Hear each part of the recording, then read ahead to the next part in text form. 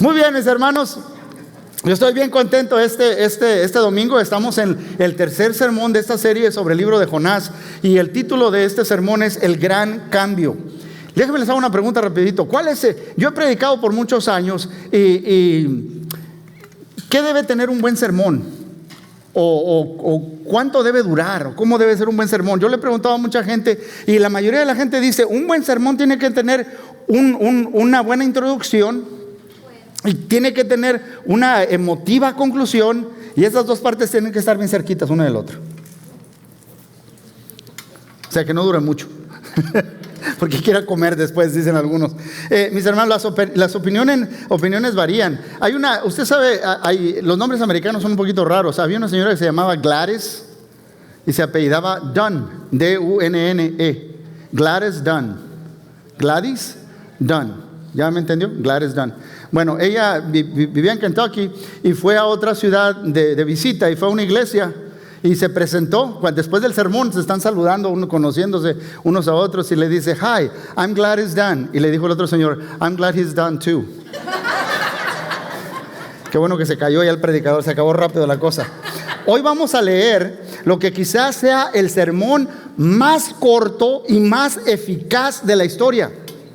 Este es el sermón más corto y más eficaz de la historia, mis hermanos. Y produjo el avivamiento en el Antiguo Testamento afuera de la nación de Israel más grande que jamás se haya producido.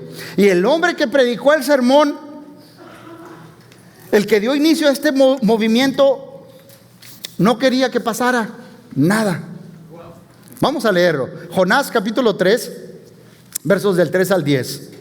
Jonás se levantó y se encaminó a Nínive, como el Señor le ordenó. Nínive era una ciudad tan grande que se necesitaban 3 días para recorrerla. Jonás entró en la ciudad y la recorrió todo un día mientras proclamaba: dentro de 40 días Nínive será destruida. Y los ninivitas creyeron a Dios, proclamaron ayuno, y desde el mayor hasta el menor se vistieron con ropa áspera en señal de arrepentimiento. Cuando el rey de Nínive se enteró del mensaje, se levantó de su trono, se quitó su manto real, se vistió con ropa áspera y se sentó sobre ceniza. Luego mandó que se pregonara en Nínive: por decreto del rey y de su corte, ninguna persona o animal, ni ovejas ni vacas, probará alimento alguno, ni tampoco pastará, ni beberá agua. Personas y animales vestirán telas ásperas y clamarán a Dios con todas sus fuerzas. Ordena a sí mismo que cada uno se convierta de su mal camino y de sus hechos violentos. Quién sabe, tal vez Dios cambie de parecer y aplaque el ardor de su ira y no perezcamos. Al ver Dios lo que hicieron, es decir, que habían abandonado su mal camino, cambió de parecer y no llevó a cabo la destrucción que había anunciado. Mis hermanos, 40 días Nínive será destruida. Esta es la manera más mala para empezar un sermón. Imagínense que usted me invita a una fiesta familiar, o que usted me invita a su trabajo, a todos los que están en el lunch break. Hermano, venga a predicar, estamos todos. Yo les dije que usted va a venir a hablarles. O invita a usted a todos sus familiares, y yo me paro y les digo: todos ustedes son una bola de pecadores y se van a ir al infierno pronto. Y déjeme decirle, esta podría ser la frase más mala para empezar un sermón. El sermón de Jonás, mis hermanos, hay otra cosa, no fue predicado en amor. Él no quería que se arrepintieran.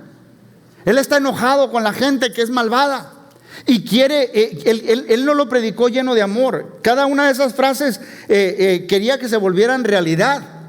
Pero lo que sucedió fue el milagro más grande en todo el libro. Fue un milagro más grande, aún más grande que un hombre pudiera sobrevivir. Ya lo vimos en la primera lección, en el vientre de un pez. Más milagroso que eso fue lo que pasó, cómo reaccionó la gente. Dice el verso 5 que leímos: los ninivitas creyeron a Dios. desde el mayor hasta el menor. Se hicieron ropas ásperas en señal de arrepentimiento, se vistieron de esa manera. El cilicio, que es la palabra técnica de esto, el cilicio es una ropa áspera. Yo me la imagino así como los costales de las papas. Bueno, los de antes, ¿verdad? De pura, bien áspero. Era una forma de decir: mira, qué incómodo se te ve con esa ropa toda áspera, qué mal te has de sentir. Bueno, yo estoy tratando de hacer ver por fuera cómo me siento por dentro. Hubo un arrepentimiento genuino. Incluso, mis hermanos, el rey se puso ropa áspera también y se bajó del trono y se sentó en ceniza. En otras palabras, él está reconociendo que el Dios del cual está predicando ese profeta es más soberano que yo, que soy como rey de muchas naciones aquí. Yo estoy por debajo, y él se somete a la soberanía de Dios. Uno solo puede concluir, mis hermanos, que Dios empezó a hacer preparativos antes de que Jonás empezara a predicar. Para que haya habido ese cambio, esa transformación, Dios ya estaba trabajando en ese lugar. Eso es muy importante, mis hermanos. Nosotros nunca debemos asumir que Dios no está trabajando en un lugar solo porque no sabemos que lo esté haciendo. ¿Cuántos de mi edad conocen al hombre en esta fotografía? Cooper. Oh yeah, tiempos de rock and roll, dijo alguien, ¿no? Bueno, ese hombre que están viendo esa fotografía era un rockero, y en los 70s y 80s de heavy metal y todo esto, llegó a un punto de fama y de popularidad, pero su vida era un desastre. Él dice que él bebía una botella de whisky al día.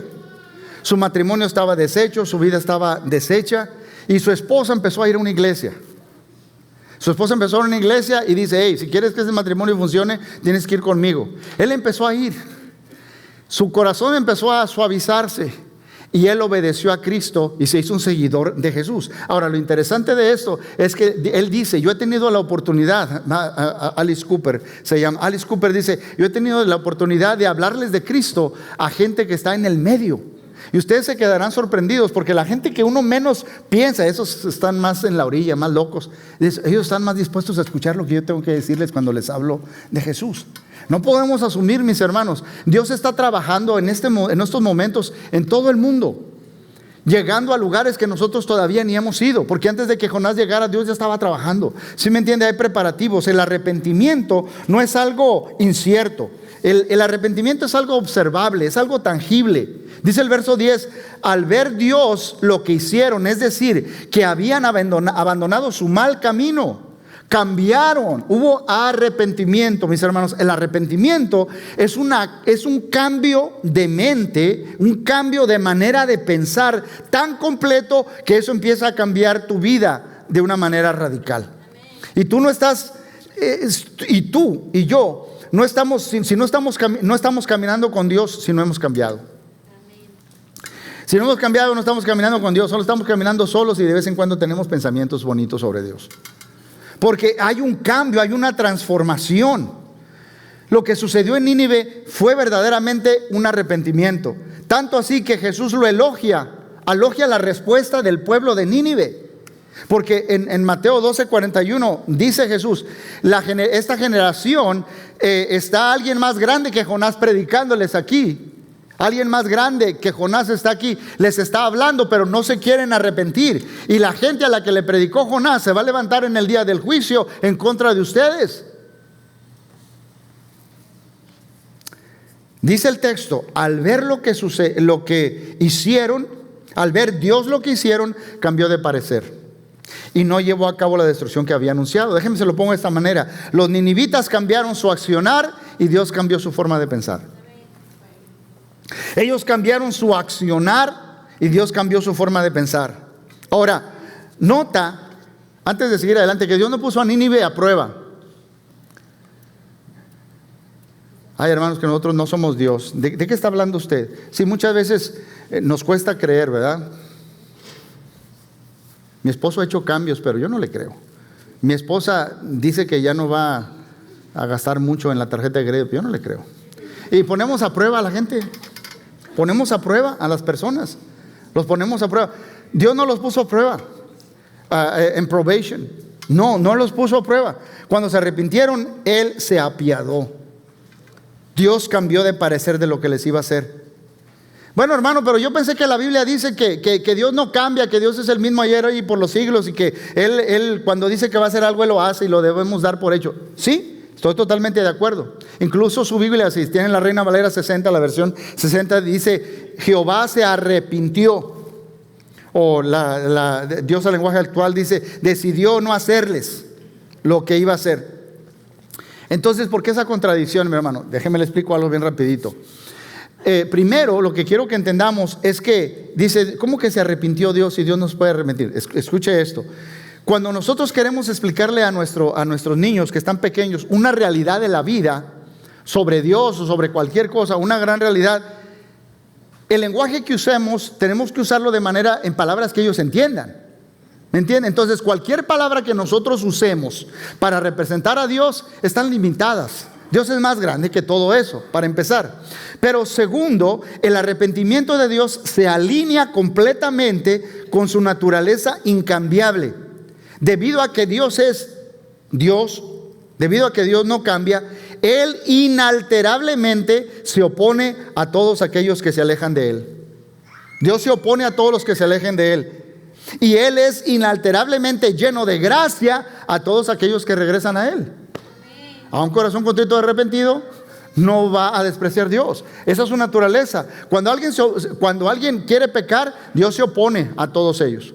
Cuando alguien regresa a Él, Él es lleno de gracia y los recibe. Entonces, mis hermanos, esto es bien importante. Miren lo que dice Dios a través del profeta Jeremías en el capítulo 18, versos 7 y 8. Dice Dios: en un momento puedo hablar de arrancar, derribar y destruir a una nación o un reino. Este es Dios hablando. Pero si la nación de la cual hablé se arrepiente de su maldad, también yo desistiré de castigar del castigo que había pensado infligirles. Esa es la naturaleza de Dios. Yo tengo gracia. Si la persona se arrepiente al cual le estoy predicando, yo lo voy a aceptar si regresa a mí.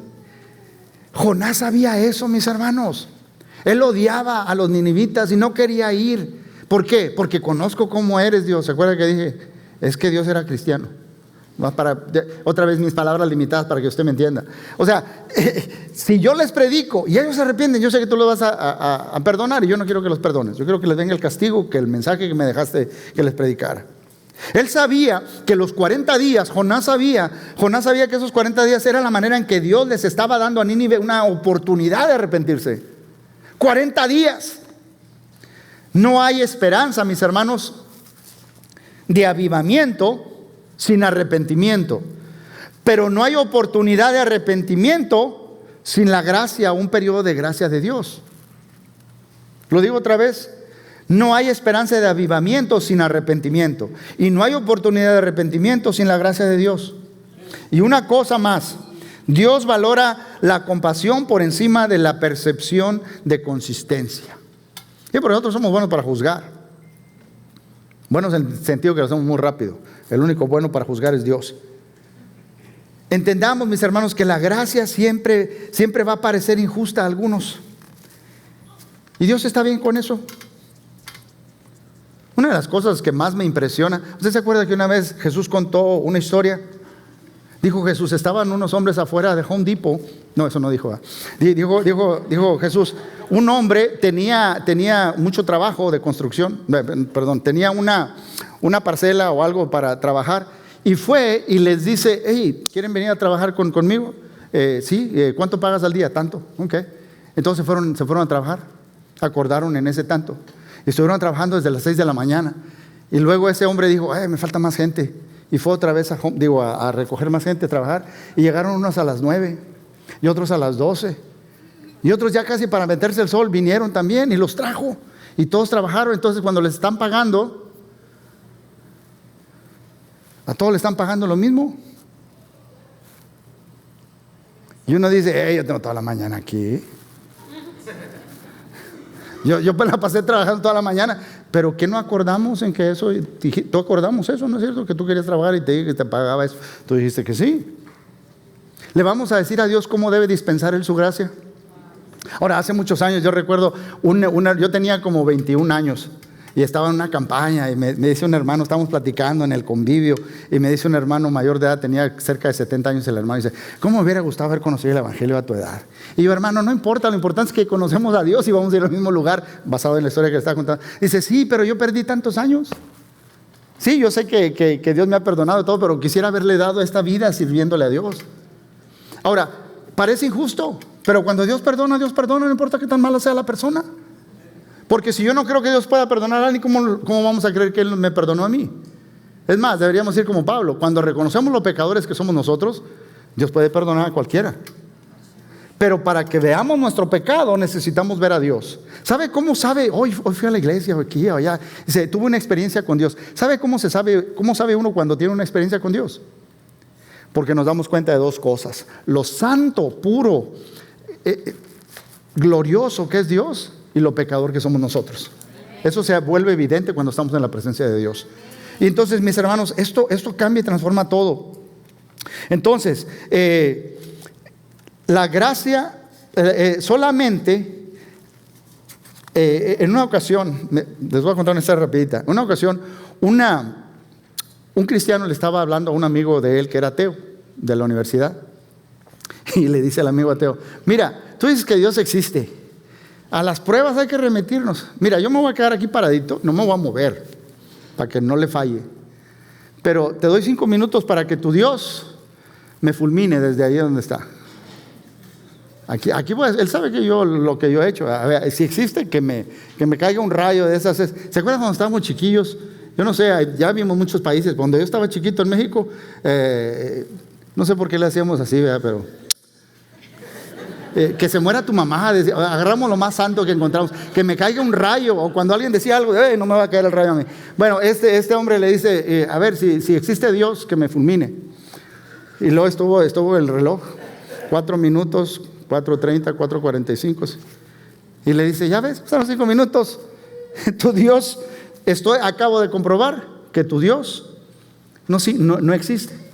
Y le dice el cristiano, no, solamente has probado que Él es un Dios de gracia. Es todo lo que has probado, que Dios te tiene gracia. Dios muestra su gracia a los pecadores y eso nunca cambiará, pero ellos quizás sí. En un sentido, mis hermanos, Dios sí destruyó a Nínive, porque la malvada ciudad que Él estaba preparando para juzgar ya no existía. Ahora hay corazones arrepentidos, haciendo cosas buenas. Ese es el milagro más grande de Dios. Y Él todavía sigue haciendo milagros. Es más, algunos de que me están escuchando, ya sea en video aquí presentes, algunos que me están escuchando están en ese periodo de 40 días en este momento. O sea, ya sabes que Dios te está llamando y no lo has obedecido. Y si tú puedes decirte, bueno, ¿y por qué Dios no me ha hecho nada todavía? Yo quiero que entendamos lo que dice Pedro. En 2 de Pedro 3:9. En realidad, no es que el Señor sea lento para cumplir su promesa, como algunos piensan. Al contrario, es paciente por amor a ustedes. No quiere que nadie sea destruido, quiere que todos se arrepientan. ¿Por qué no ha venido Dios? Por la paciencia que tiene. Él quiere que todos vengan al conocimiento de la verdad. Ahora, cambió el pueblo. ¿Qué podemos hacer tú y yo para cambiar? 2 cosas. Primero, cambia tu fuente de verdad. Cambia tu fuente de verdad. Tú no cambiarás tu comportamiento hasta que no cambies a quién le crees. El texto no dice cuando creyeron a Jonás, no. Dice cuando creyeron a Dios. Cuando creyeron a Dios. En esta historia, mis hermanos, nos muestra que el poder del mensaje de Dios para cambiar vidas trasciende la actitud del mensajero. Trasciende la actitud del mensajero. Yo tengo 33 años predicando, he predicado muchos sermones. Y créanme que he predicado unos que no son muy buenos. Yo he predicado sermones que no son muy buenos. Y no venga usted, no es cierto, no, usted predica. No, yo he predicado sermones que no son muy buenos. Pero casi siempre, después de que predico un sermón que digo yo, Señor, haz tú algo con eso, pues yo no tengo mucho que dar. A mí no me traigo estos panes y estos peces, haz tú algo. Casi siempre una persona llega y me dice, hermano, usted no sabe cómo me impactó ese sermón a mí. Y tiene cierto, yo no tengo idea cómo me impactó. Pero Dios sí. Porque el mensaje tiene un poder en sí mismo. y respectivamente de la actitud del que está predicando. El corazón de Jonás no estaba en lo que predicó. Es más, todavía sigue enojado. Vamos a ver la próxima semana cómo se enoja cuando le quitaron el parasol que tenía ahí, bonito.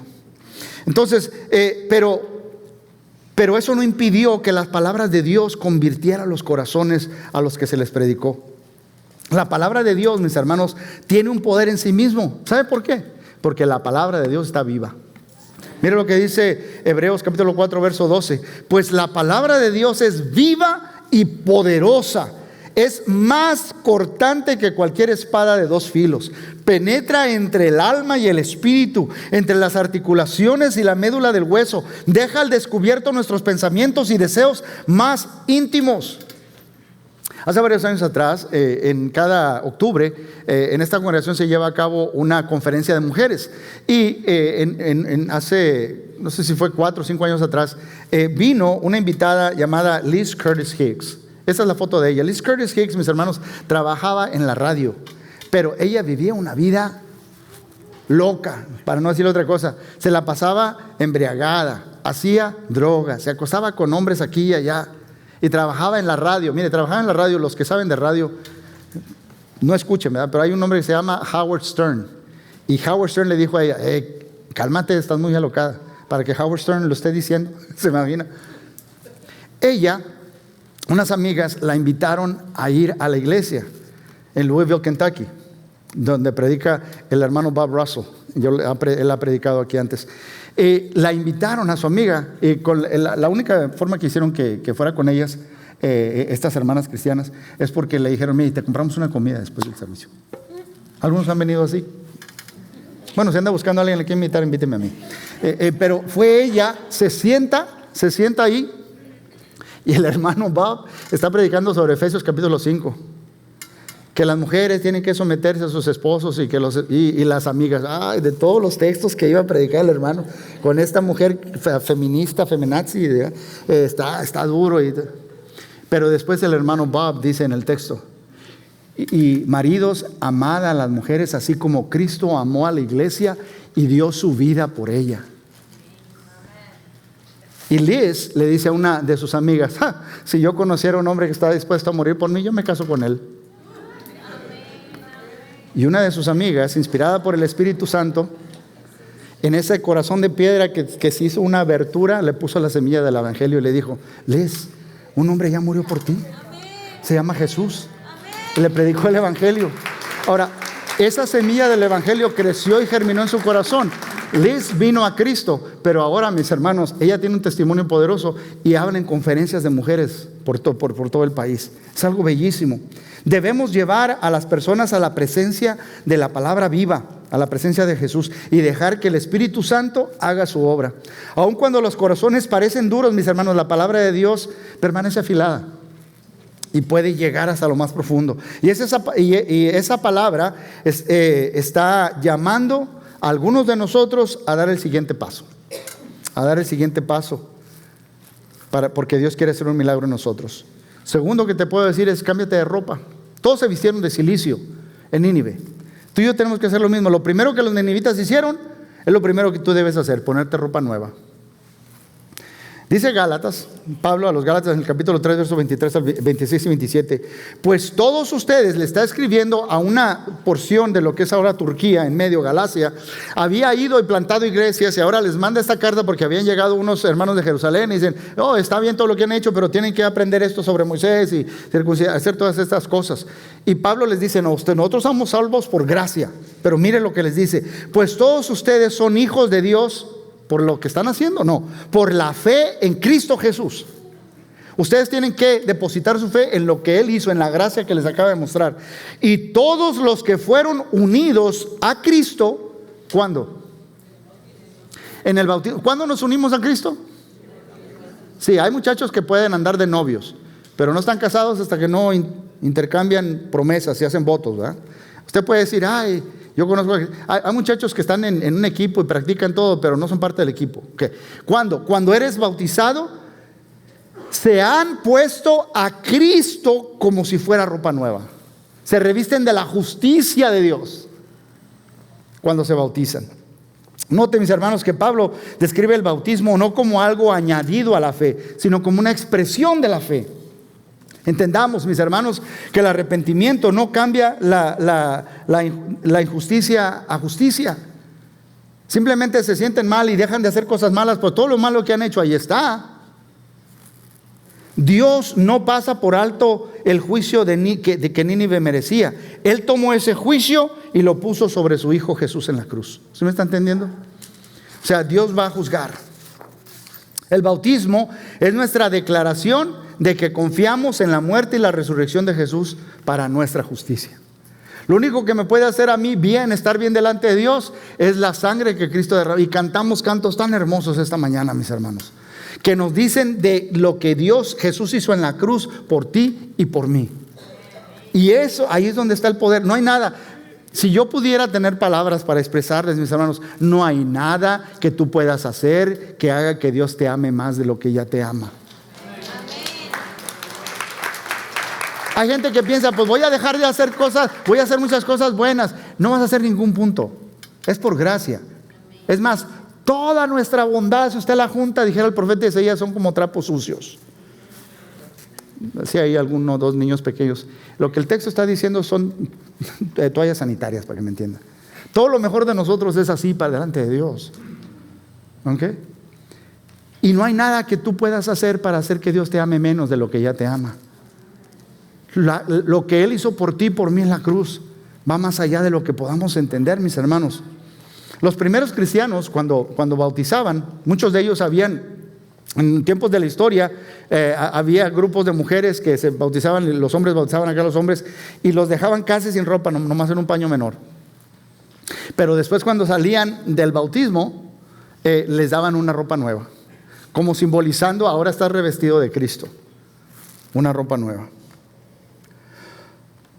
Tú no te cambias de ropa para empezar un nuevo capítulo, mis hermanos, sino porque quieres el milagro de una nueva vida. Yo le digo a la gente, mire, esa agua se mete al agua. Ahora, si no hay arrepentimiento, yo siempre he dicho, si la persona no está arrepentida, mete usted un diablito seco y sale un diablito mojado. Pero si la persona está arrepentida, cambia totalmente. Una nueva vida. Y los milagros están todo a nuestro alrededor. Hay milagros que Dios está haciendo, cambiando corazones por todo el mundo. Mis hermanos, tenemos 2 meses que empezamos Celebrate Recovery. Celebrando la recuperación es un ministerio que se reúne aquí en este mismo lugar a las 6:30 de la tarde. Todos los jueves ven un montón de carros y gente que está luchando, que está batallando, que quiere ser honesta y dice: yo quiero cambiar. Llega a un lugar como esos y se les ayuda. Es como el programa de Alcohólicos Anónimos, pero es diferente porque puede venir con cualquier adicción de lo que sea. En Cristo encuentran la libertad, pero se agarran de Cristo y Dios los transforma y los cambia.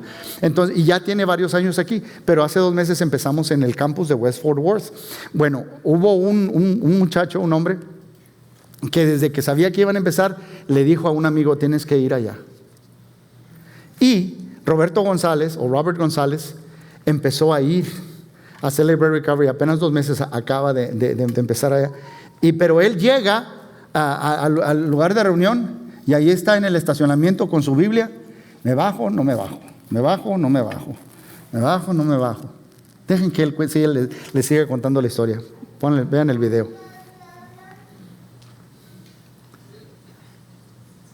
Let's go back to the beginning. Let's go back to the very beginning, because I want that sound level to be perfect.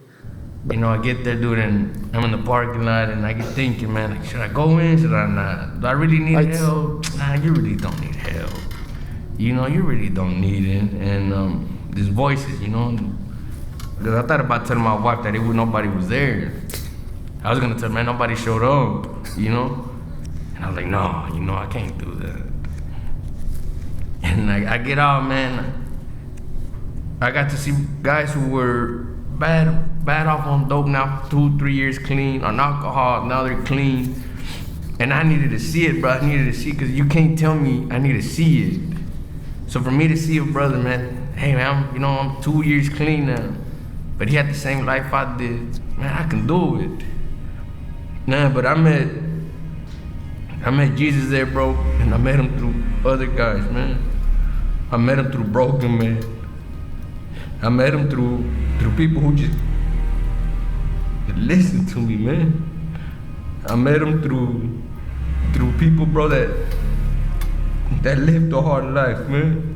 Cause I thought to follow Jesus, bro, you had to be perfect, bro. You know, I thought he didn't have room for somebody like me, bro. And I met him there, bro. I met him there. I met him there through David Aguilar, through Don. I met him there through Jeremy. And I forgot my Bible, brother, but I took Jesus with me. Amén. A mí me recuerda la historia de Roberto a Juan capítulo 4, cuando la mujer fue a sacar agua al cántaro al mediodía, ¿verdad? Y dejó el cántaro ahí, pero se fue llena de perdón de Dios, ¿verdad? Yo no sé si dejó la Biblia en el carro o si la dejó en la reunión, pero dice, yo me fui lleno de Dios. Pues Robert, mis hermanos, siguió yendo y le dio su vida a Cristo y fue bautizado. Pero no solo eso, espérenme tantito. Él empezó y trajo el novio de su sobrina, a Andrew. Lo trajo a Cristo a las reuniones de la iglesia y Andrew fue bautizado. Después le compartió el evangelio a su primo, que también se llama Roberto, y Roberto, su primo, fue bautizado. Y luego le compartió el evangelio a su sobrino Johan y su sobrino fue bautizado. Y por último, a su esposa Angie, y ella también fue bautizada. Ella fue bautizada hace 3 semanas. Y ahora, mis hermanos, esta bella familia está totalmente siguiendo a Cristo. Porque Dios puede hacer ese milagro. Dios está haciendo milagros, mis hermanos. Si alguien sabe de milagros así, es el apóstol Pablo. El apóstol Pablo, él cuando era Saulo de Tarso, él estaba predicando, persiguiendo a los cristianos, tratando de destruirlos. Pero cuando tiene un encuentro con Dios y entra a la ciudad de Antioquía, le dice, alguien te va a decir lo que tienes que hacer. Y vino Ananías, y después de predicarle el evangelio, en el capítulo 22, verso 16, le dice, ahora pues, ¿por qué te detienes? Ahora pues, ¿por qué te detienes? Levántate, lava tus pecados. Invocando el nombre de Cristo, invocando su nombre. Dios te ha dado 40 días. Entonces, ¿qué estás esperando para bautizarte? Yo voy más al grano, ¿verdad? Yo le digo a la gente, ¿tú sabes si vas a estar aquí mañana? Amén. Yo no. Entonces, por eso dice la Biblia, mientras se dice hoy es el día de salvación, mañana no sabemos si vamos a estar aquí.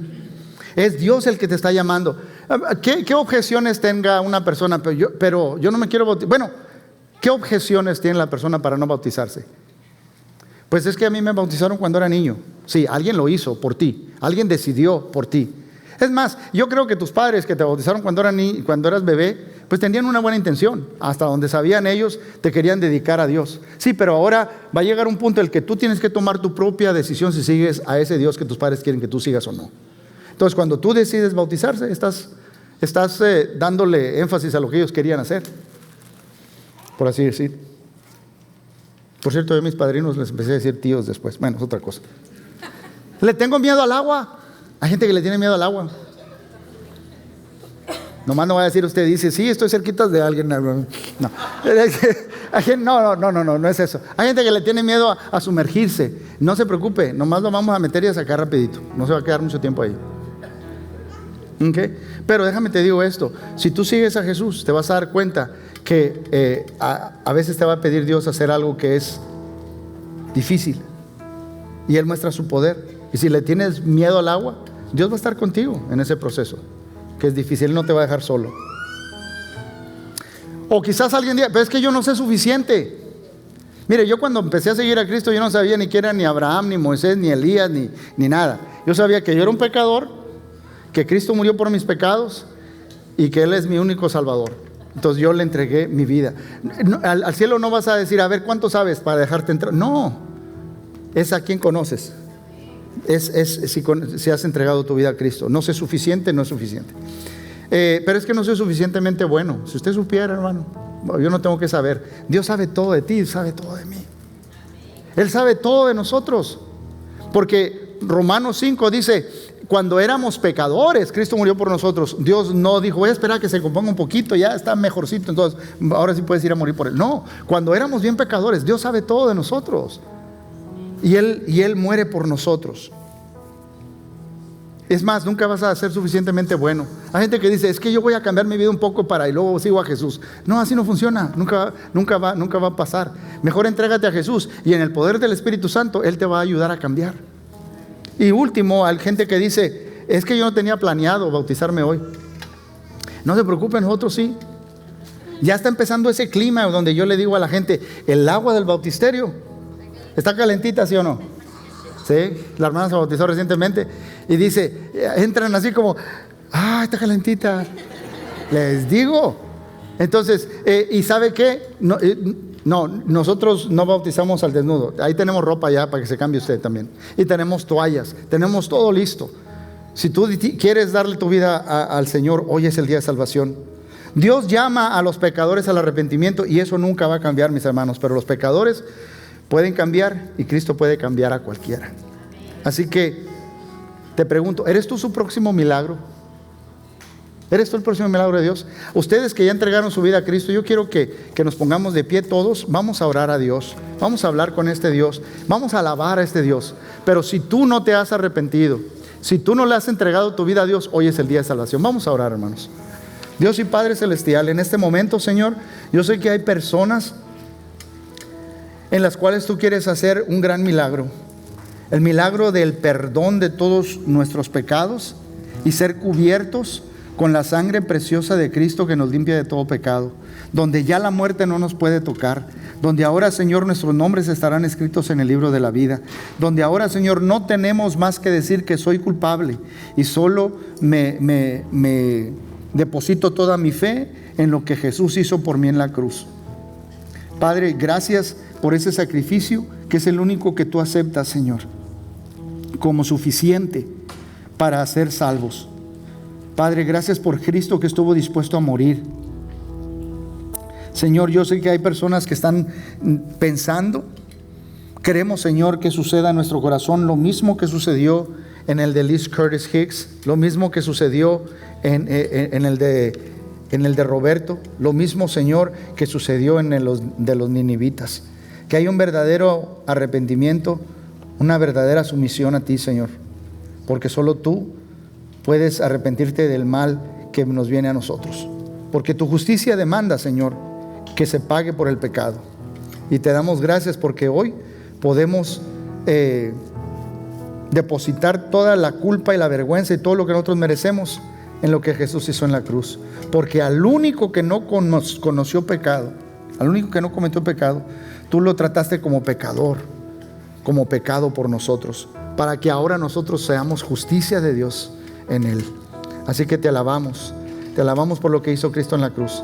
Y Padre, trabaja en los corazones de personas que están oyendo en este momento, para que entreguen su vida a Cristo y sean bautizados en Cristo Jesús. Amén.